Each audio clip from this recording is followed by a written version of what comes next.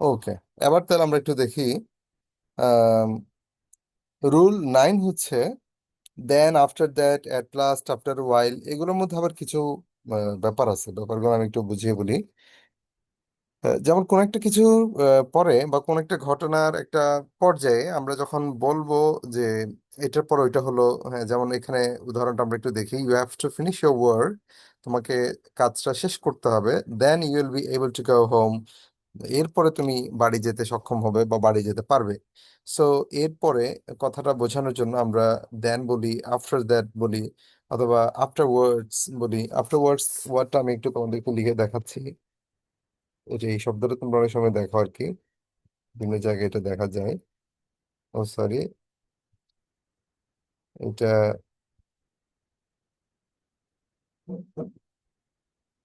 এই যে after that এর পরে দিচ্ছি আমি।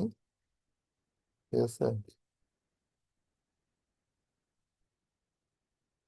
ঠিক আছে, দেখতে পেয়েছো সবাই? এই যে আফটার দ্যাট, আফটার দ্যাট না, অবশ্যই অনেক সময় আফটার ওয়ার্ডস এটাও দেখতে পাই। সো এই যে দেন এবং আফটার ওয়ার্ডস, তারপর আফটার দ্যাট, এগুলো কিন্তু সেন্টেন্সের শুরুতে আসতে পারে। অর্থাৎ আগের যে ঘটনা বা আগের যে সিকোয়েন্স সেটার পরে আমরা আরো কিছু যুক্ত করার জন্য আমরা এই দেন, আফটার দ্যাট অথবা আফটার ওয়ার্ডস এগুলো আমরা বসাতে পারি। You will be able to go home, এই অংশটার মধ্যে আমরা যেটা পাচ্ছি সেটা হচ্ছে পরের ঘটনাটা। উই ফিনিশড আওয়ার টাস্ক, এরপরে উদাহরণটা দেখো, সেখানে আছে আমরা আমাদের কাজ শেষ করেছিলাম। আফটার দ্যাট, তারপরে we went out of the office, আমরা অফিসের বাইরে বের হয়েছিলাম। সো আফটার দ্যাট, দেন, এগুলো খুবই কমনলি বসে কোন একটা ঘটনার পরের ঘটনা অথবা কোন একটা কিছুর পরে, যেটা হয়েছে, পরে যা হতে যাচ্ছে, পরে যা হবে, এই ধরনের পরের বিষয়টা ডেসক্রাইব করার জন্য আমরা দেন, আফটার দ্যাট অথবা আফটারওয়ার্ডস বলতে পারি। কিন্তু এখানে দুইটা শব্দের ব্যবহার তোমাদেরকে একটু মানে আলাদা করে জানতে হবে। যেমন অ্যাট লাস্ট, তোমরা যেটা দেখতে পাচ্ছ অ্যাট লাস্ট, এটা কিন্তু সে অর্থে না। এটা হচ্ছে মূলত কোন একটা ঘটনার শেষ পর্যায়ে এসে যখন সর্বশেষ যে পয়েন্ট আমরা পাই, সেটা হচ্ছে অ্যাট লাস্ট। যেমন আফটার ওয়াইল যেটা দেওয়া আছে, সেটা হচ্ছে আবার কিছুক্ষণ পরে। কিছুক্ষণ পরে বলতে, যেমন ধরো আমি লোকটির সাথে কথা বললাম এবং তাকে আমি কয়েকটি বিষয়ে প্রস্তাব করলাম যে এই কাজটি করলে ভালো, এটা এভাবে করলে ভালো। কিছুক্ষণ পরে তিনি চিন্তা করে আমাকে জানালেন। এই ধরনের যে কথাগুলো আমরা বলি, এই কিছুক্ষণ পরে, এটার ইংলিশ হচ্ছে আফটার এ ওয়াইল অথবা after some time. At last শব্দটার ক্ষেত্রে এটা হচ্ছে একদম লাস্ট পয়েন্টে বলবা। এটা এরকম না যে তুমি আহ, মানে কোন একটা প্যারাগ্রাফের শুরুতেই একটা ঘটনার পরে তুমি আরেকটা ঘটনা বলতেছো, ওই ক্ষেত্রে তুমি অ্যাট লাস্ট বলবো না। এই ক্ষেত্রে তোমরা বলবা আফটার ওয়াইল অথবা আফটার দ্যাট অথবা দেন। আর এই অ্যাট লাস্ট হবে একেবারে শেষে। ওকে, এটা আমি একটু আলাদা করে সেই জন্য মার্কিং করে দিচ্ছি। এই জিনিসটা ওগুলোর সাথে আসলে তোমাদের মনে হয় মাঝখানে মনে হয় ডিসকানেক্টেড হয়ে গেছিল। তোমরা একটু আমাকে বলো তো, লাস্ট কতটুকু পর্যন্ত তোমরা শুনতে পাইছিলা? একটু একজন আমাকে একটু বলো কাইন্ডলি, লাস্ট কতটুকু পর্যন্ত শোনা গেছে?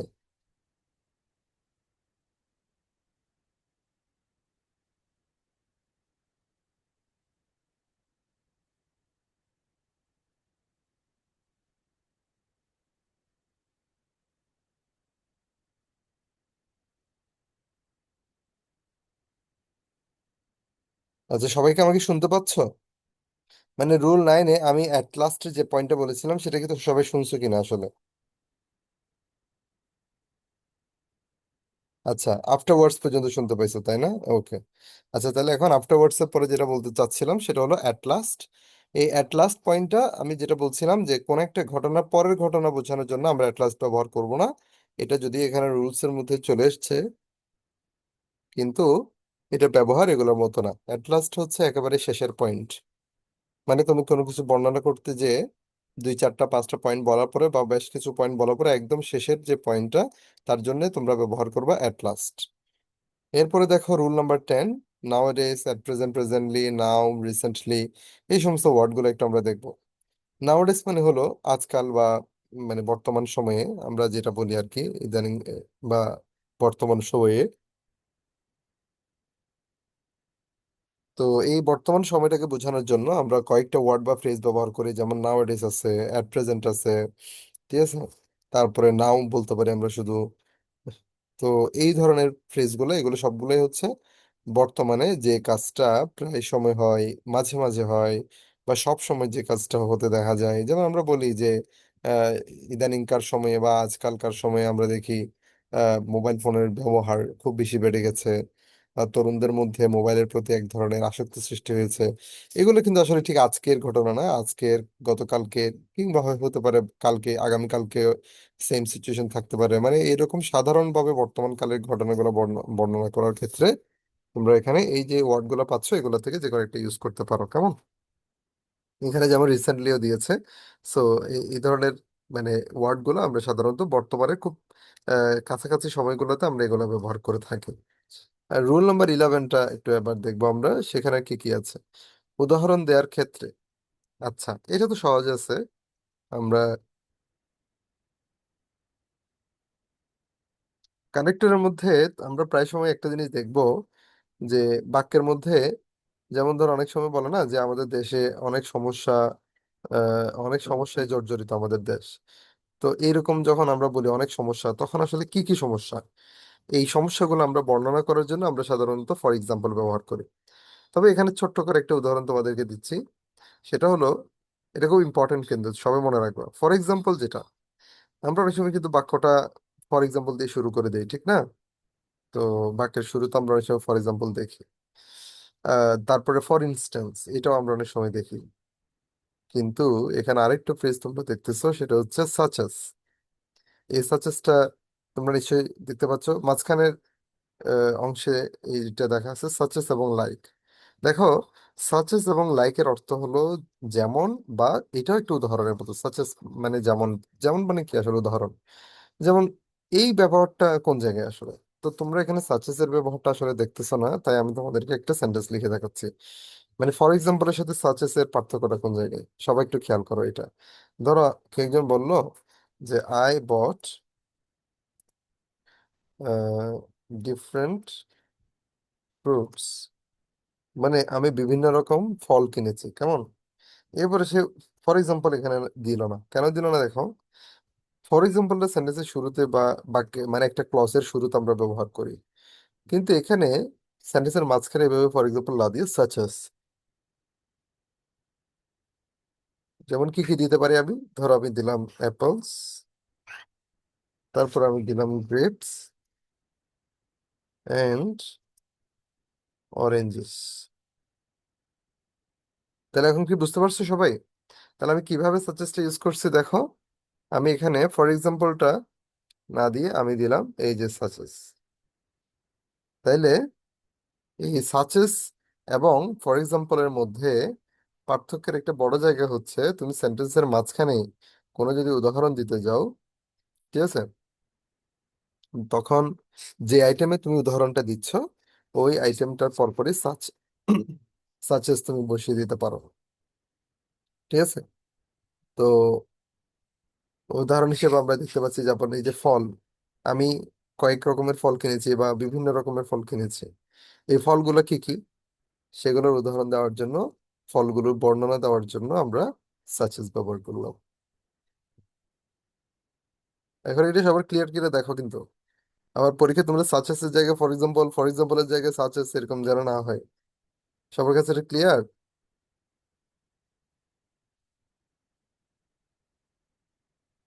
তোমাদের রেসপন্স যদি পজিটিভ হয় দেন আমি পরের পয়েন্টে যাব।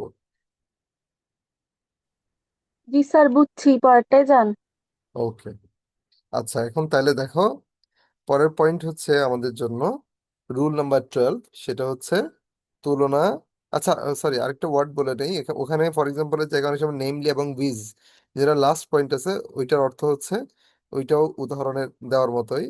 মানে যেমন তুমি আই বট ডিফারেন্ট ফ্রুটস এর পরে চাইলে নেমলি, নেমলি মানে সে ফলগুলোর নাম কি কি, এভাবে নেমলি দিয়ে আমরা অ্যাপলস, গ্রেপস এবং অরেঞ্জেস এভাবে আমরা চাইলে ব্যবহার করতে পারবো। ওকে, এবার রুল নাম্বার 12 দেখো। এবার রুল নাম্বার 12 হচ্ছে তুলনা বা শর্ত। তো আমি বলবো তোমরা শুধু শর্ত শব্দটা মনে রাখবা, ঠিক আছে? সব শর্ত বোঝানোর জন্য আমরা ইংলিশে কয়েকটা ওয়ার্ড ব্যবহার করি। তো তার মধ্যে প্রথম লাইনে যেগুলো আছে এগুলো সবগুলোই হচ্ছে শর্ত প্রকাশ করে। এই যে এইখানে বক্সে কিন্তু 12 নম্বরে অনেকগুলো আইটেম তোমরা দেখবা। তবে প্রথম লাইনের যেগুলো আমি এখন মার্ক করে দিলাম সবুজ রঙের, এই মার্কিংটা একটু খেয়াল করো, এগুলো হচ্ছে শুধু যদি অর্থ বোঝানোর জন্য ব্যবহার করা হয়। ওকে। তো এক্ষেত্রে কয়েকটা ব্যবহার আমি একটু তোমাদেরকে দেখাই। এক, প্রথম উদাহরণ আমরা দেখতে পাচ্ছি, if you want I will help you. এখানে ইফ এর যে ব্যবহারটা আছে, এটা হচ্ছে একদম সাধারণ ব্যবহার, যেটা তোমরা অলরেডি তোমাদের এসএসসি এবং এইচএসসি এই পর্যায়ে বিভিন্ন সময় পড়ে আসছো আর কি। এবং এই ইফ যুক্ত অংশটাকে নিশ্চয় তোমাদের মনে আছে, আমি ইফ এর কোনো প্রিভিয়াস ক্লাসে নিশ্চয়ই বলেছিলাম, ইফ যুক্ত অংশটাকে আমরা বলি ইফ ক্লজ। আর আরেকটা যেটা অংশ আছে, যেমন আই উইল হেল্প ইউ, এটা হচ্ছে রেজাল্ট ক্লজ। তো ইফ ইউ ওয়ান্ট এটাকে আমরা যদি ইফ ক্লজ বলি, আই উইল হেল্প ইউ কে যদি আমরা রেজাল্ট ক্লজ বলি, তাহলে এই দুটোর মধ্যে যে কানেকশন, সেই কানেকশনটা কি? তোমাদের এই কানেকশনটা আমি একটু মনে করে দিতে চাই। তোমাদের নিশ্চয় মনে আছে, if clause present indefinite tense হলে রেজাল্ট ক্লজ কি হয়? Future indefinite. আরেকটা রুল ছিল, ইফ ক্লজ যদি পাস্ট ইনডিফিনিট টেন্স হয়, তারপরে রেজাল্ট ক্লজ হয় উড, কুড, মাইট। আবার ইফ ক্লজ যদি পাস্ট পারফেক্ট টেন্স হয়, তখন আমরা রেজাল্ট ক্লজে ব্যবহার করি উড হ্যাভ, কুড হ্যাভ, এগুলা। তো পরীক্ষায় যদি তোমরা এইভাবে যদি টেন্সের ফাংশন গুলো দেখো, তাহলে তুমি একদম শিওর হতে পারবা যে এগুলো ইফের ফাংশন। তা এখন আমরা এই if you want I will help you, এই জায়গায় পরীক্ষায় যদি ইফ এর জায়গাটা যদি শূন্যস্থান থাকে, তো আমরা পরীক্ষায় কি ইফ দিব, না প্রোভাইডেড, না প্রোভাইডিং দ্যাট দিব, নাকি ইন কেস দিব? এটা নিয়ে তোমাদের অনেকে কনফিউজড হয়ে যেতে পারে। আমি তার জন্য সবাইকেই বলবো, সিম্পল ইফ দিয়েই তোমরা উত্তর করে দিবা, একদম সিম্পল ইফ দিয়ে উত্তর করে দিবা। No doubt about that. কেমন? কোনো সন্দেহ নেই, শুধু ইফ দিয়ে উত্তরটা করে দিবা, তোমার আনসার হয়ে যাবে। কিন্তু কিছু ক্ষেত্রে স্যার ইফ ব্যবহার করা যাবে না, এই জিনিসটা ভেরি ভেরি ইম্পর্টেন্ট, খেয়াল করতে হবে তোমাদেরকে। কেন আমি ইফ ইউজ করতে পারবো না? প্রথম কারণটা দেখো, সেকেন্ড সেন্টেন্সটা আমার সবাই একটু ভালো করে মনোযোগ দিয়ে দেখো। এখানে যে সেকেন্ড আমি উদাহরণটা দিয়েছি, এটা সবাই ভালো করে একটু দেখো, এটাকে আমি মার্ক করে দিচ্ছি তোমাদের বোঝার সুবিধার্থে। কি দিয়েছি দেখো, you will fail in the exam, তুমি পরীক্ষায় ফেল করবে, আনলেস ইউ রিড অ্যাটেন্টিভলি। আচ্ছা, এখানে তুমি আনলেস না দিয়ে যদি তুমি ইফ দাও, তাহলে অর্থ দাঁড়াচ্ছে তুমি পরীক্ষায় ফেল করবে ইফ ইউ রিড অ্যাটেন্টিভলি, যদি তুমি মনোযোগ সহকারে পড়ো। দেখছো কি ভয়ঙ্কর কথা? যদি তোমরা যদি এটা লিখে দাও, তাহলে তো স্যার তো তোমাকে তো গোল্লা বসায় দিবে। যদি মনোযোগ সহকারে পড়ো, তাহলে তুমি ফেল করবা। তাহলে ভয়ঙ্কর অর্থ হয়ে গেল না? তো সুতরাং ইফ দিব এখানে? নো। এখানে আমরা কি দিব? আনলেস। তাহলে আনলেস ইউ রিড অ্যাটেন্টিভলি, তাহলে যদি না। আবার বলো, আনলেস মানে কি? তাহলে তোমরা নিশ্চয় জানো সবাই, আনলেস মানে হলো যদি না। তাহলে আমি একটা কাজ করি, এই আনলেস যদি না, এই অংশটা সেকেন্ড অংশ থেকে আমি, এটা সেকেন্ড লাইনে আছে, তো এটা আমি সেকেন্ড লাইন থেকে প্রথম লাইনে দিয়ে দিচ্ছি। তাইলে আমার মনে হয় তোমাদের এটা ধরতে আর একটু ইজি হবে। ওকে।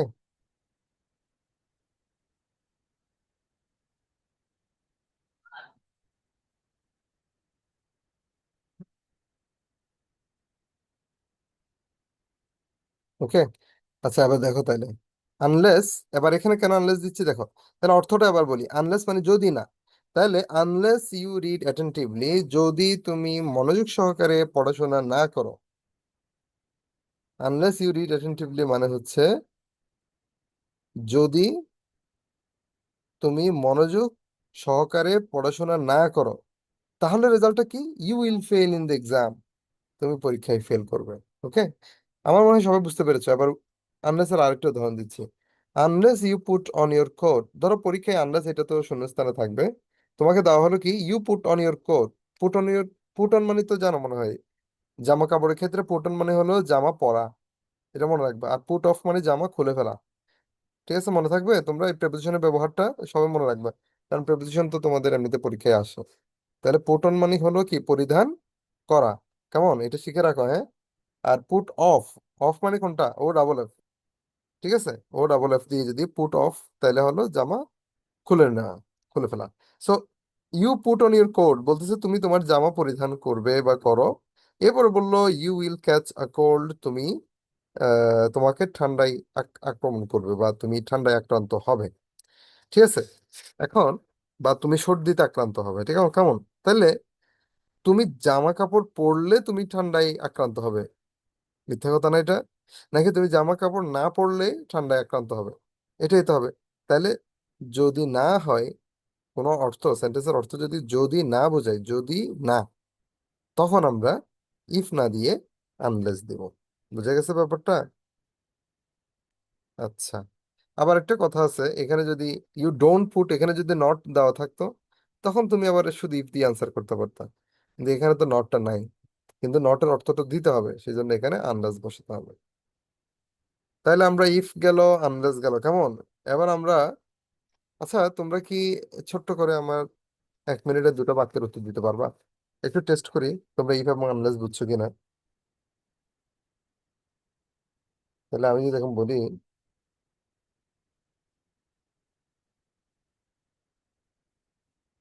Take umbrella,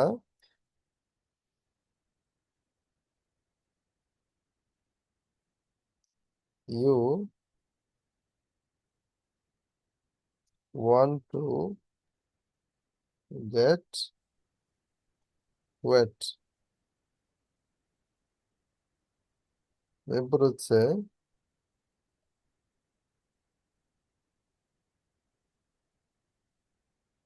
I will not forgive you if you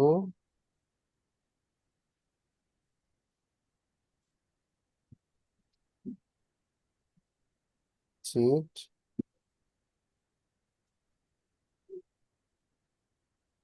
আচ্ছা দাঁড়াও, সেন্টেন্স একটু লম্বা হয়ে যাচ্ছে, তো একটু শর্ট করে দিচ্ছি।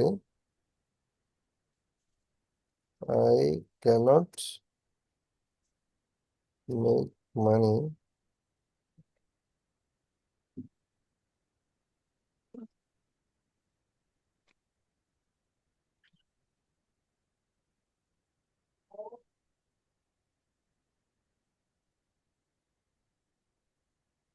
আম্মা,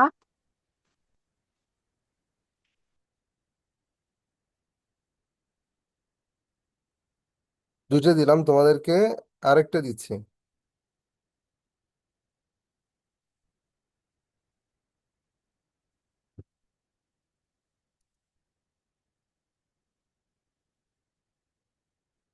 উই মাস্ট হেল্প পিপল।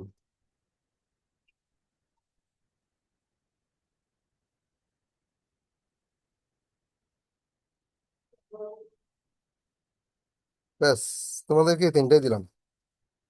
ওকে, এইটা হচ্ছে তোমরা নাম্বার দিয়ে আনসার করবা সবাই, আমার রিকোয়েস্ট থাকবে। এই এক, এটা হলো দুই, এটা হলো লাস্টে, এটা হলো কি তিন। তাহলে এই তিনটা আমি তোমাদের আনসার চাচ্ছি, তোমরা একটু আমাকে জানাবে। এই তিনটা, এই তিনটা আমি একটু মার্কিং করে দিচ্ছি তোমাদের, এই তিনটার উত্তর। দেখি একটু সবাই উত্তর দাও তো দেখি, তোমরা তো চুপচাপ বসে থাকো। আসলে চুপচাপ বসে থাকাটা তো মানে ক্লাসটা এনগেজিং হয় না। সো একটু কষ্ট করে কি তোমরা আমাকে উত্তরটা দিবা, প্লিজ? সবাই উত্তর দাও, প্রয়োজন ভুল হোক, সমস্যা কি? এখানে ভুল হলে তো আর তোমার কোনো জরিমানা নেই, তাই না? অনলাইনে বসে বসে ক্লাস করলে সেখানে যদি তুমি অ্যাটলিস্ট একটু উত্তর টুত্তর না দাও, তাহলে ক্লাসের আসলে কানেকশনটা, যেটা এনগেজিং, ওটা তো হবে না। তো যাই হোক, বাকিদেরকে আমি বলবো প্লিজ একটু তোমরা 1 মিনিটে শুধু উত্তরটা বসে দিলে হবে, ওকে? পুরো সেন্টেন্স লেখার দরকার নেই। ইফ বসাবো নাকি আনলেস বসাবো শূন্যস্থানে, এটাই বলবো শুধু।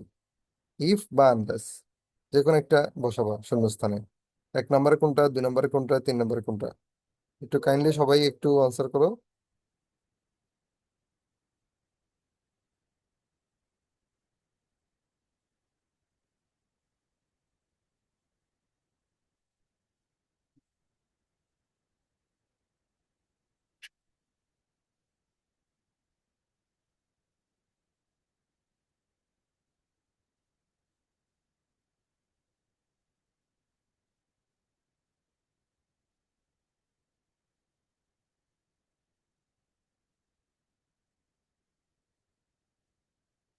আচ্ছা। স্যার স্যার, হ্যাঁ, হ্যাঁ বলো। এখানে বলি এ হচ্ছে আনলেস, বি হচ্ছে ইফ, সিও মেবি ইফ। আচ্ছা, তুমি 1 2 3 বাই সিরিয়াল বলতেছো। জি স্যার। আচ্ছা, তুমি 1 নাম্বার বলতেছো আনলেস। আনলেস। ভেরি গুড, এটা অবশ্য নুজহাত নাবিলা উত্তর দিছে। তারপরে ওকে, এখানে আরো কিছু তোমরা উত্তর দিছো। আচ্ছা, নুজহাত নাবিল অবশ্য 3টাই উত্তর দিছে। আচ্ছা, 2 নাম্বার তুমি কোনটা বলছো সামিয়া? If sir, if. 2 নাম্বারে তুমি ইফ বলতে চাচ্ছ? 3 নাম্বারও ইফ বলতে চাচ্ছি, 2 নাম্বারটাও ইফ। না, তোমার হয় নাই। প্রথমটা আনলেস, এরপরে দুই দুই নাম্বার যেটা সেটাও আনলেস, আর 3 নাম্বারটা সেটাও ইফ। আনলেস। হ্যাঁ, 2 নাম্বার যেটা তিন ওইটা নাম্বার আনলেস তো হবে। ইফ। 2 নাম্বার কেমন আনলেস হয়েছে আমি এটা বুঝি। আচ্ছা, আমি একটু তোমাদেরকে ব্যাখ্যা দিয়ে বলি, দেখো। বলতেছে I I cannot make money. আচ্ছা, এটা সবাই শোনো তাইলে। আই ক্যানট মেক মানি বলতেছে আমি টাকা উপার্জন করতে পারি না বা পারবো না। তো আমি কখন টাকা উপার্জন করতে, মেক মানি বলতে বোঝাচ্ছে টাকা আয় করা, কেমন? তাহলে আমি টাকা জি ইনকাম স্যার। করতে পারবো না কখন? যখন আমি কাজ করতে ফিট থাকবো না। যদি আমি বুঝছি। কাজের জন্য ফিট না থাকি, তবে আমি টাকা উপার্জন করতে পারবো না, এরকম না? যদি আমি ফিট থাকি কাজের জন্য, যদি আমি ফিট থাকি, আমি সুস্থ থাকি, আমি যদি সক্ষম থাকি, তাহলে তো আমি টাকা উপার্জন করতে পারবো, তাই না? এখানে বলছে জি আমি স্যার। টাকা উপার্জন করতে পারবো না। কখন পারবো না? যখন আমি কাজ করার জন্য উপযুক্ত থাকবো না, ফিট থাকবো না, তখন, তাই না? তো না বুঝছি। বোঝানোর জন্য এখানে আমাকে আনলেস দিতে হবে। এখন বুঝছো কিনা তো? স্যার, আমি মনে করছি যে এখানে বলছে যে মানে সে কাজ করার জন্য, যদিও তার কাজ করার সামর্থ্য আছে, মানে তারপরেও সে কাজ করতে পারতেছে না, এরকম কিছু একটা বুঝাইতেছে। এই জন্য ও, আমি ওখানে বলতেছিলাম। Got it. বাট সেভাবে হচ্ছে না আসলে। আচ্ছা, তারপরটা দেখো। এখন বুঝছি। আচ্ছা, তারপরটা হচ্ছে উই মাস্ট হেল্প পিপল। আমাদেরকে অবশ্যই মানুষকে সাহায্য করতে হবে। If we want to get help, যদি আমরা সাহায্য পেতে চাই, কেমন? পেতেছিলাম। তাহলে এইটা এটা তোমরা বুঝছি স্যার। ইফ ব্যবহার করবা।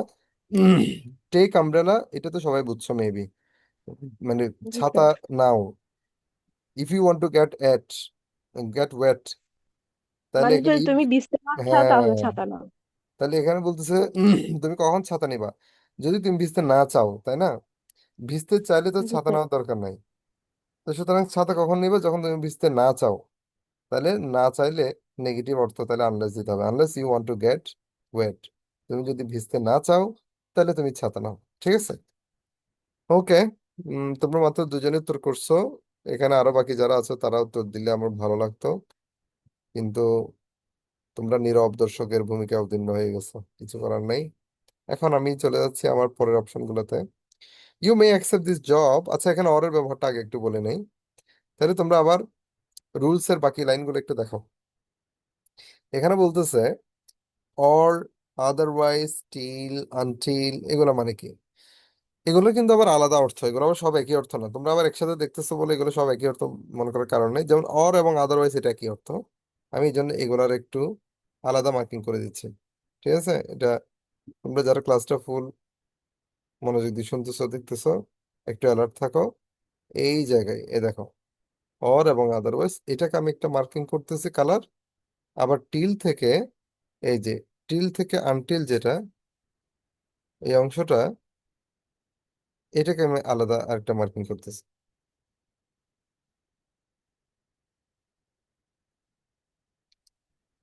এটা মার্কিং করতে গিয়ে এক ঝামেলায় পড়তেছি। এই যে এইটা একরকম অপশন, ওইটা আরেক রকম অপশন, বুঝছো তোমরা? এই যে এখন আমি বলি দুইটা পার্থক্যটা কোন জায়গায়। ধরো তোমাকে বলা হলো যে তুমি আমাকে হোমওয়ার্কটা 0.5 ঘন্টার মধ্যে করে দাও। তো যদি তুমি সেটা না করো, তাহলে কি হতে পারে? এরকম একটা কথা যদি আমি যদি বলি, তখন এটা হচ্ছে অর ফাংশন। অথবা সেখানে আমি আদারওয়াইজও বলতে পারি। তার মানে আমি তোমাকে বললাম যে হেই সামিয়া, ডু দ্য হোমওয়ার্ক নাও। হ্যাঁ, তুমি হোমওয়ার্কটা এখনই করো। অর, অথবা, এখানে আসলে অথবা বোঝাচ্ছে না, এখানে অর বলা মানে কি জানো? অন্যথায়। Or you will be punished, অথবা or you will be fined, অথবা মানে অন্যথায় তোমাকে ফাইন করা হবে। তাহলে এখানে আমি অরও বলতে পারি, আদারওয়াইজও বলতে পারি, আবার অন্য ক্ষেত্রেও বলতে পারি।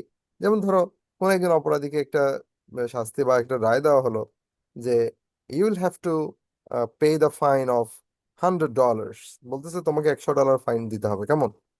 অর অন্যথায়, তার মানে কি বোঝাচ্ছে, যদি তুমি ফাইনটা পে না করো, you will have to go to jail, তোমাকে জেলে যেতে হবে। এখন কি আমি তোমাদেরকে বুঝাতে পারছি কিনা একটু কাইন্ডলি বলবা সবাই, সবাই আমার এই পয়েন্টটা বুঝছে কিনা? স্যার বুঝছি, মানে এখানে অর আর আদারওয়াইজ মানে সে বুঝাচ্ছে সমার্থক অর্থে প্রকাশ সমর্থক। করে, দুইটার তার মানে একটা দিলেই একটা, হবে।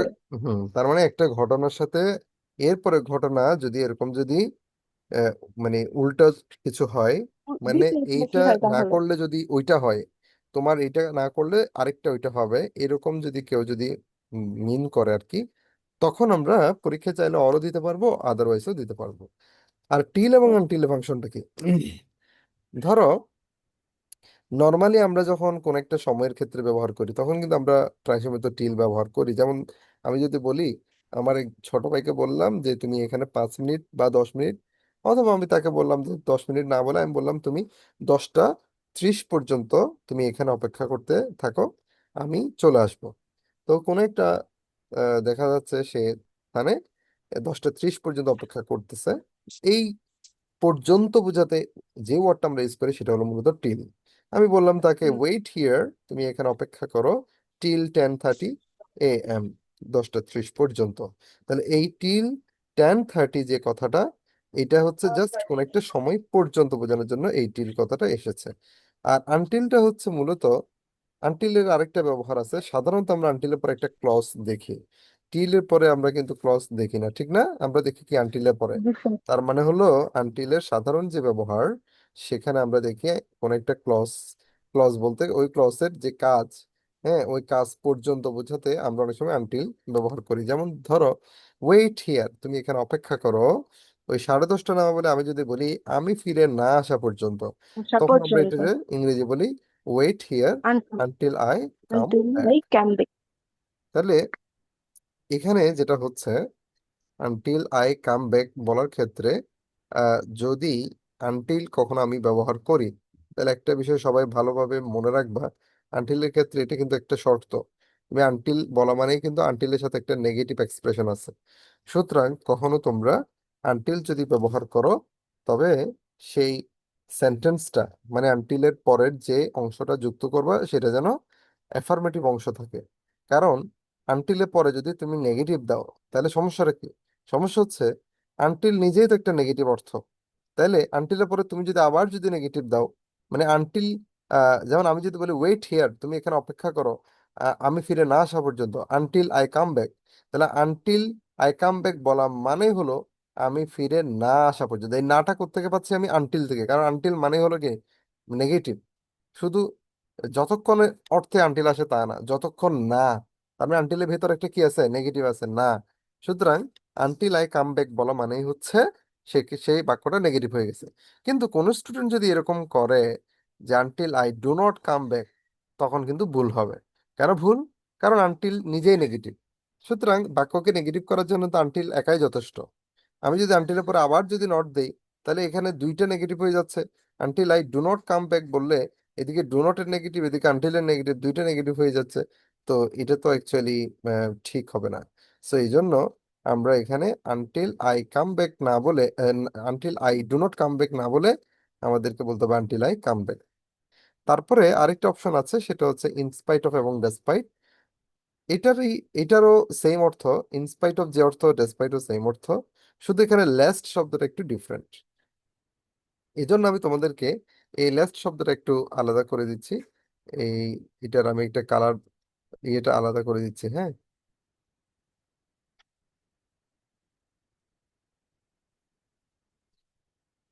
ওকে, ওকে, এখন আবার তোমরা দেখতে পাচ্ছ, তাহলে ইনস্পাইট অফ মানে হলো সত্ত্বেও, আর ডেসপাইট মানেও হচ্ছে সত্ত্বেও। তো এই দুটা ওয়ার্ড একেবারে সেম অর্থে ব্যবহার করা হয়, কোনো পার্থক্য নাই, সেম অর্থ। শুধু শব্দটা একটু ব্যবহার করার সময় কেয়ারফুল থাকবা, যখন ইনস্পাইট অফ লিখবা তখন সেখানে তিনটা শব্দ, ইন স্পাইট অফ, মনে থাকবে? তাহলে ইনস্পাইট অফ এর মধ্যে তিনটে শব্দ, এটা একটা ফ্রেজ। আর ডেসপাইট বললে তখন একটা মাত্র শব্দ, এই ডেসপাইট শব্দটাই। ওকে। আর এটা কখন আমরা বসাবো? তোমরা নিশ্চয় দো এবং অলদো এর ব্যবহার জানো, এই যে এখানে নিচে দেওয়া হয়েছে কিন্তু দো এবং অলদো। আমি যদি এখন তোমাদেরকে দো এবং অলদো এর যদি অর্থটা যদি একটু বলি, ওকে, তাহলে তোমরা একটু খেয়াল করো। আহ দো এবং অলদো এর উদাহরণ কি এখানে আসছে? এই যে এখানে তো অর্থ আছে, এই যে দো অলদো, এই বাক্যটা একটু সবাই দেখো, সবাই একটু সেন্টেন্সটা একটু পড়ে দেখো তো। অলদো, দো আছে, যে কোনোটা ইউজ করা যায়, দো এবং অলদো একই অর্থ। Although money is a must in our life, যদিও টাকা আমাদের জীবনে অবশ্যই প্রয়োজনীয় একটি জিনিস। কেমন আবশ্যিক? টাকা যদিও আমাদের জীবনে আবশ্যিক। ইট ক্যানট বাই হ্যাপিনেস, এটা সুখ কিনতে পারে না। মানে টাকা যদিও আমাদের জীবনে অত্যাবশ্যক, হ্যাঁ, তবু এটা আমাদের জীবনে সুখ কিনতে পারে না। তার মানে টাকা আমাদের জন্য একেবারে অপরিহার্য হলেও এটা সব কাজ আসলে আমাদেরকে করে দিতে পারে না। এখানে যদিও বোঝাতে আমরা এই দো এবং অলদো এর ব্যবহারটা সাধারণত করি। তো এখানে আরেকটা কথা বলি, এই যদিও বোঝাতে যে কথাটা, সেটা কিন্তু আমরা এই ডেসপাইট ইনস্পাইট অফ দিয়েও করতে পারি। যেমন ধরো, আমি যদি বলি এখানে টাকা আমাদের জীবনে, টাকার অপরিহার্যতা সত্ত্বেও এটা সুখ কিনতে পারে না, এই সত্ত্বেও যে অর্থ, যদিও, সেটাও কিন্তু সেম অর্থ। এটা তোমাদেরকে আরেকটু ক্লিয়ারলি বোঝানোর জন্য আমি এখন তোমাদেরকে একটা উদাহরণ দিচ্ছি। তোমরা আমার উদাহরণটা একটু ভালো করে দেখলে আই হোপ এটা তোমরা বুঝতে পারবা। although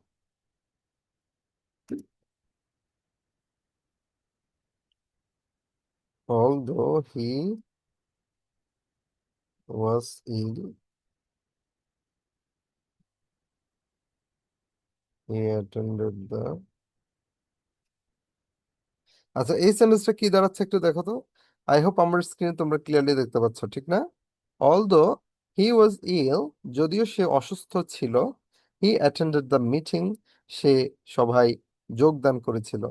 তাহলে এখানে এই সেন্টেন্সটাকে যদি এখন আমি একটু চেঞ্জ করে দেই, এবার কি হচ্ছে দেখো। এবার আমি যদি এভাবে দেই, ডেসপাইট হিজ ইলনেস, তাহলে এখন কি হলো? তোমাদের কি মনে হয় এখানে অর্থের কোনো আসলে পার্থক্য তৈরি হয়েছে? দেখো,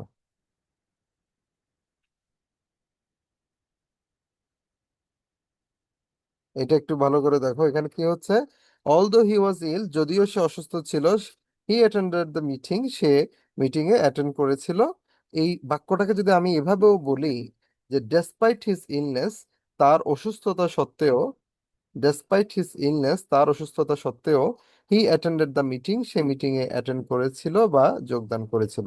তো এখানে তোমরা যেটা দেখবে সেটা হচ্ছে, এই ডেসপাইট হিজ ইলনেস কথাটা যখন আমি বলবো, সেখানে পরিবর্তনটা একটু খেয়াল করো।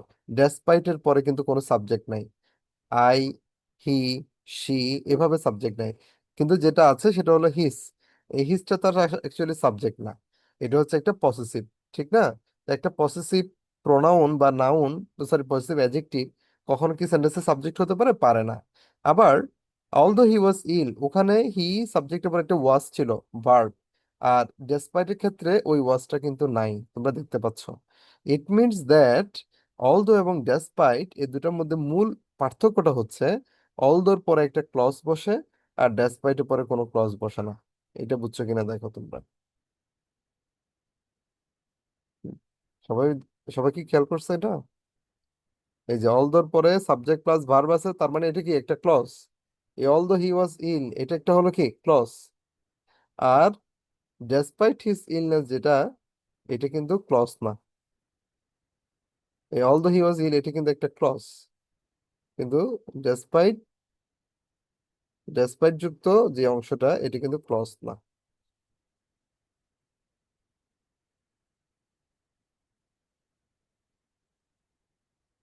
ওকে, আই হোপ সবাই এখন এটা ক্লিয়ারলি বুঝছো। তাহলে এক এক কথায় এখান থেকে আমরা যেটা জানলাম, যে কোনো কিছু এরকম বিপরীত অর্থ বোঝানোর জন্য যদিও সত্ত্বেও এই ধরনের কথা বলার ক্ষেত্রে আমরা ক্লজের ক্ষেত্রে অল দ্য ব্যবহার পরীক্ষা কিন্তু তোমাদেরকে এগুলো চালাকি করে।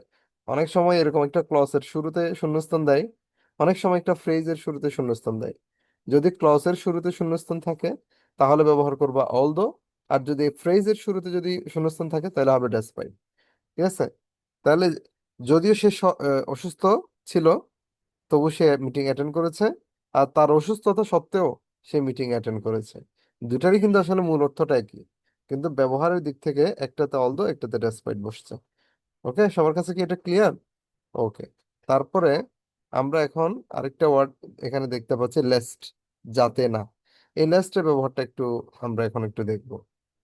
লেস্ট মানে হচ্ছে এই রিড বুক অ্যাটেন্টিভলির এই ব্যবহারটাই মূলত লেস্টের ব্যবহার। এটা সবাই ভালো করে দেখো, এখানে অর্থটা কি দাঁড়াচ্ছে।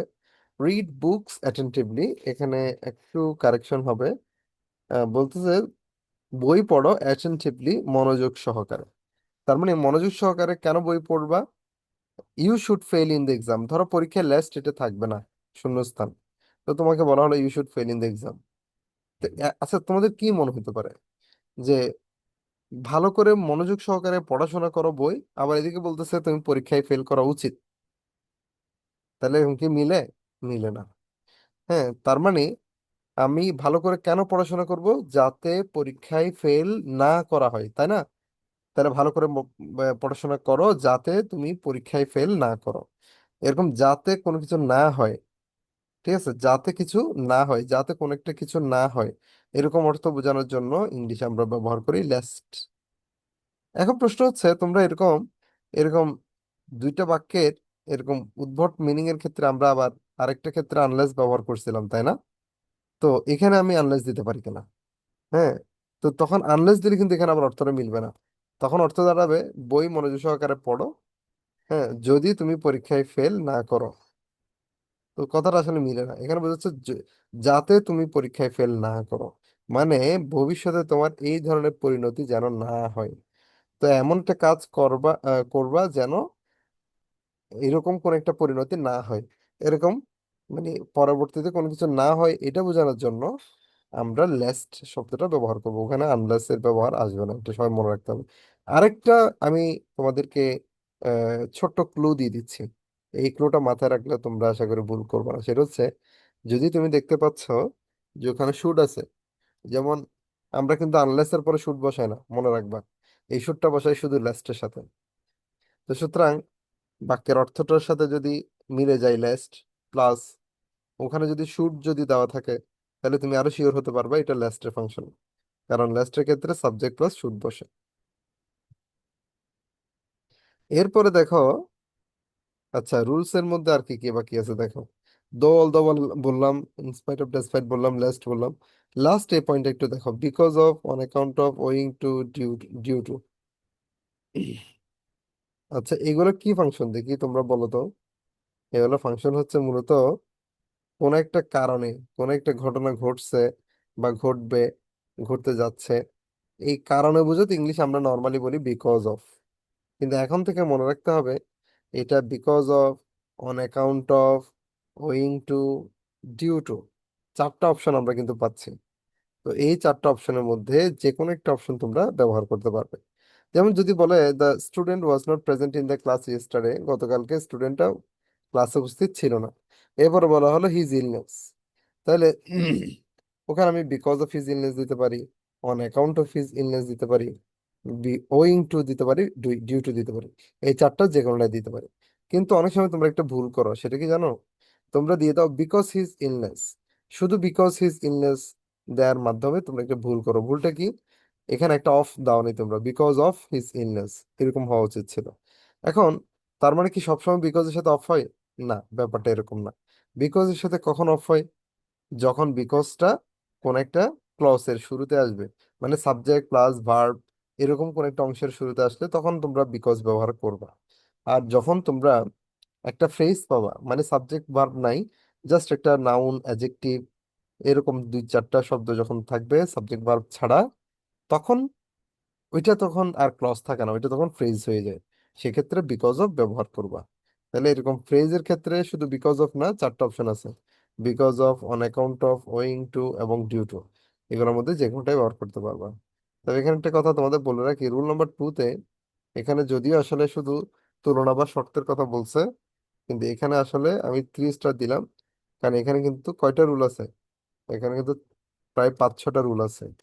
এই যে আমি মার্কিং করে দিলাম, প্রথম সবুজের এটা একটা, আনলেস এর ফাংশনটা আরেকটু ডিফারেন্ট কেমন, আবার অর আদারওয়াইজ এর আরেকটা, টিল আনটিল এর আরেকটা, এখানে কিন্তু 3-4টা হয়ে গেল। ইনস্পাইট অফ এর একরকম, আবার লেস্ট এর একরকম, তাহলে প্রায় 6-7টার মতো এখানে আইটেমের ব্যবহার আছে, তাই আমরা এটা নিয়ে একটু সময় নিলাম। তারপরে এখানে বাকি উদাহরণগুলো, আচ্ছা বিকজ অফ এর উদাহরণটা দিছে দেখো, because of reading books regularly, হ্যাঁ নিয়মিত বই পড়ার কারণে, he could make a good result, সে ভালো রেজাল্ট করতে পেরেছিল। তাহলে এই যে বিকজ অফ এর ফাংশন দেখো, এখানে ফ্রেজের আগে বিকজ অফ দেওয়া হয়েছে, যদি এখানে সাবজেক্ট ভার্ব থাকতো তাহলে বিকজ অফ না হয় শুধু বিকজ হতো। ওকে, আচ্ছা।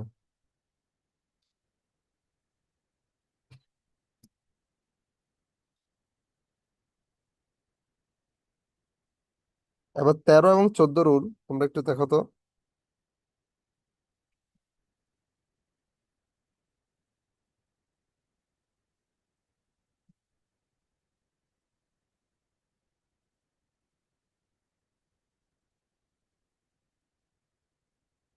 তোমাদের পড়ে আগে বুঝে আসছে কিনা একটু আমাকে বলো তো,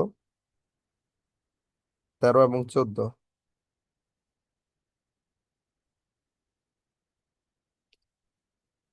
13তে আমরা কি পাচ্ছি, ছাড়া ব্যতীত অর্থে, অ্যাকসেপ্ট, উইদাউট বসা, এটা কি সবাই বুঝতে পেরেছো?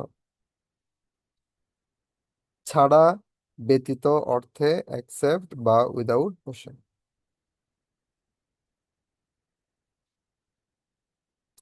তার মানে এখান থেকে আমরা কি বুঝলাম, আমরা বুঝলাম আমাদের যত রকমের আহ এরকম কোনো কিছু বাতিল করা, বাদ দেয়া কেমন, এরকম বাতিল করা বা বাদ দেওয়ার অপশনের ক্ষেত্রে আমরা অ্যাকসেপ্ট বা উইদাউট দিতে পারি। তবে এটা কোনো বাক্যের শুরুতে বা বাক্যের ক্ষেত্রে বসাতে হবে এরকম কোনো ইস্যু নাই। এটা হচ্ছে যে কোনো ছোটখাটো একটা পয়েন্ট তুমি বাদ দিতে চাচ্ছ, সেটার ক্ষেত্রে তোমরা অ্যাকসেপ্ট উইদাউট ইউজ করতে পারো। যেমন ধরো কেউ যদি বলে যে আমরা সবাই সেদিন অনুষ্ঠানে গেলাম, শুধু আমাদের আহ ভাই অথবা আমার বাবা ছাড়া, কেমন এরকম করে একজন, ধরো পরিবারের সবাই তোমরা গিয়েছো, একজন যায়নি, তো তুমি ওইটা কিভাবে লিখবা, তাহলে every one in our family, আমাদের পরিবারের প্রত্যেকে, অ্যাকসেপ্ট আওয়ার ফাদার, অথবা অ্যাকসেপ্ট মাই ব্রাদার, অথবা অ্যাকসেপ্ট মাই মাদার, এরকম তুমি ধরো কোনো কিছু বাদ দেওয়া কোনো অপশন থেকে। আবার অন্য ক্ষেত্রে হতে পারে, যেমন আপনার এই অনুরোধ ছাড়া অন্যান্য সকল অনুরোধ রাখা হবে, তাহলে অল ইউর রিকোয়েস্টস, আপনার সকল অনুরোধ, অ্যাকসেপ্ট দিস ওয়ান, এইটা ছাড়া, will be will be maintained, অথবা উইল বি আনসার্ড, বা উইল বি রেসপন্ডেড পজিটিভলি, কেমন। তাইলে এইভাবে যে কোনো ক্ষেত্রে যদি তুমি ব্যতীত বা ছাড়া বোঝাতে চাও, হ্যাঁ তাইলে তুমি এই উইদাউট বা অ্যাকসেপ্ট এগুলো ইউজ করতে পারো। যেমন এখানে আরেকটা উদাহরণ দিয়েছে দেখো, যে I have visited all the countries of the world, আমি পৃথিবীর সব দেশ ভিজিট করেছি এক্সেপ্ট ইন্ডিয়া, ইন্ডিয়া ছাড়া মানে ভারত ছাড়া। এরপরে আসো আরেকটা উদাহরণ, রুল নাম্বার 14, সেখানে বলতেছে বরং অর্থে রেদার বসে এবং পরিবর্তে অর্থে ইনস্টেড বসে, পেয়েছো? আচ্ছা এই দুটো ওটা অবশ্যই একটু আলাদা, এবার একটু আলাদা করে তোমাদেরকে জেনে রাখতে হবে। মানে অ্যাকসেপ্ট, আচ্ছা রেদার এবং ইনস্টেড এর ফাংশনটাকে মূলত আমরা যখন একটু তুলনামূলকভাবে একটা একটা চেয়ে মানে একটু মোর অথবা লেস আমরা যখন একটা আলোচনা করি, যেমন এখানে প্রথম উদাহরণটা দেখো, over exercise never does good, বলতেছে অতিরিক্ত, ওভার এক্সারসাইজ মানে অতিরিক্ত ব্যায়াম, হ্যাঁ নেভার ডাজ গুড, কখনো এটা ভালো কিছু করে না, কেমন। তো রাদার বরং, তার মানে এখানে সরাসরি এটার মানে বিপরীত না বললেও কিন্তু এটা বিপরীতের মতোই অনেকটা এই ব্যবহারটা। তাহলে বলতেছে অতিরিক্ত ব্যায়াম ভালো কিছু করে না, বরং কি করে, ইট ব্রেকস ডাউন দ্য হেলথ, বরং এটা স্বাস্থ্য ভেঙে ফেলে। তাহলে এরকম বরং বুঝাতে বা যেটা পরিবর্তে বোঝানোর মতো আর কি, হ্যাঁ, এই পরিবর্তে বা বরং এগুলা প্রায় কাছাকাছি, তখন আমরা ওয়ার্ড গুলা ইউজ করি। তাহলে বরং এটা কি করে, শরীরের ক্ষতি করে। আবার ওই ইনস্টেডের ক্ষেত্রেও সেম থিং। যেমন ধরো তোমরা, অনেকে বলে যে ইউনিভার্সিটিতে আহ, আমি পলিটিক্যাল সায়েন্স পেয়েছিলাম, কিন্তু আমি সেটি না পড়ে বাংলায় পড়েছিলাম, কেমন? তাহলে এইভাবে এই বাংলায় এ, সেটি না পড়ে, অর্থাৎ পলিটিক্যাল সায়েন্স না পড়ে আমি বাংলা পড়েছি বা বাংলা নিয়েছি, এই একটার বিপরীতে বা একটার পরিবর্তে আরেকটা, এরকম বোঝাতে আমরা এই ইনস্টেড ব্যবহার করতে পারি, অথবা আমরা রাদার ব্যবহার করতে পারি। তো যেমন সেকেন্ড এক্সাম্পলটা দেখো, we are not kind and careful about trees, আমরা গাছ নিয়ে সতর্ক না, দয়ালু না। রাদার বরং, অথবা ইনস্টেড বা তার পরিবর্তে, we destroy them at random, আমরা গাছের প্রতি মায়া না দেখিয়ে আমরা বরং গাছ ধ্বংস করি। ঠিক আছে? আমরা গাছ ধ্বংস করি যেহেতু বলতেছে, তার মানে এটা বিপরীত, তাহলে সেজন্য এখানে রাদার অথবা ইনস্টেড বসাবো। So that's all. Rather instead কোথায় বসাতে হবে আশা করি বুঝতে পেরেছো। আর একটা কথা বলে ফেলি, যদি এই ইনস্টেডের পরে যদি কোনো অপশন দেওয়া থাকে, মানে কিসের পরিবর্তে আমরা এটা করি, যেমন কেউ যদি বলে আমরা গাছ ধ্বংস করি সেগুলো বাঁচানোর পরিবর্তে, ইনস্টেডের পরে বললো ইনস্টেড অফ সেভিং দেম, হ্যাঁ, তাহলে ওখানে যদি ইনস্টেডের পরে এরকম কোনো অপশন দেওয়া থাকে, তখন কিন্তু ইনস্টেডের পরে একটা অফ বসাতে হয়। এটা একটু সবাই মনে রাখবা, ঠিক আছে? ইনস্টেডের পরে অফ বসাতে হয়, তাহলে ইনস্টেডের অর্থ হলো পরিবর্তে। এর আহ, আরো ফাংশনের মধ্যে এটা একটু মনে রাখবা। যদি বাক্যের শুরুতে হয় কোনো অপশন ছাড়া, তাহলে ইনস্টেড দিবা অথবা রাদার দিবা। আর এরপরে যদি কোনো একটা অপশন দেওয়া থাকে, মানে কিসের পরিবর্তে, সেই অপশনটা যদি দেওয়া থাকে, তখন ইনস্টেডের পরে অফ বসাতে হবে। ঠিক আছে? So that's all. আজকে 14 নম্বর পর্যন্ত, ইনশাল্লাহ আগামী ক্লাসে আমরা 3 নম্বর পার্টটা নিয়ে আলোচনা করব। আই হোপ আগামী ক্লাস যারা করবে, গত 2টা ক্লাস সহ হিসেব করে আমাদের এই 3টা ক্লাস আমাদের কানেক্টর কিন্তু শেষ হয়ে যাচ্ছে। সো ইনশাল্লাহ আমরা রোজার মধ্যে কানেক্টর সহ শেষ করে ফেললে আমাদের আরেকটা টপিক শেষ হয়ে যাবে। তোমরা যদি একটু সিনসিয়ার থাকো, আমার মনে হয় রোজায় সামনে আরো 2 সপ্তাহ, আরো 2টা টপিক যদি আমরা শেষ করে ফেলতে পারি, আমাদের কিন্তু তাহলে রমজান মাসে 4টা টপিক কিন্তু আমাদের শেষ হয়ে যাচ্ছে। It's a very good thing for us. এটা সবাই একটু মাথায় রাখবা। এগুলো সবগুলো পড়াই তোমরা একটু প্র্যাকটিসে রাখবা, তাহলে এই পড়াগুলো তোমাদের কাজে আসবে। তো সবার তাহলে আহ ভালো থেকো। আর কারো কোনো কোয়েশ্চেন আছে, না থাকলে আমরা তাহলে শেষ করি। আগামীকালকের ক্লাসের টাইমটাও আমরা তাহলে সবাই 2টায়, যেহেতু তোমরা সবাই ফ্রি থাকো, তাহলে কালকেও তোমাদের ক্লাসটা 2টা বাজে থাকুক। ঠিক আছে? তো আপাতত 2টাতেই থাকুক। বাকি কারো কোনো অসুবিধা না থাকলে মানে তাড়াতাড়ি চেঞ্জ করার দরকার নাই, বা আমারও যদি কোনো অসুবিধা হয় সেটা আমি জানিয়ে দিব। তো আপাতত তাহলে 2টাই থাকুক, এই হিসেবে আমরা তাহলে এখন বিদায় নিতে পারি, কেমন? ওকে, কারো কোনো কোয়েশ্চেন যেহেতু নাই, তাহলে দ্যাটস অল। আমি তাহলে এখান থেকেই ক্লাস এন্ড করছি। আল্লাহ হাফেজ। ভালো থেকো সবাই। আসসালামু আলাইকুম।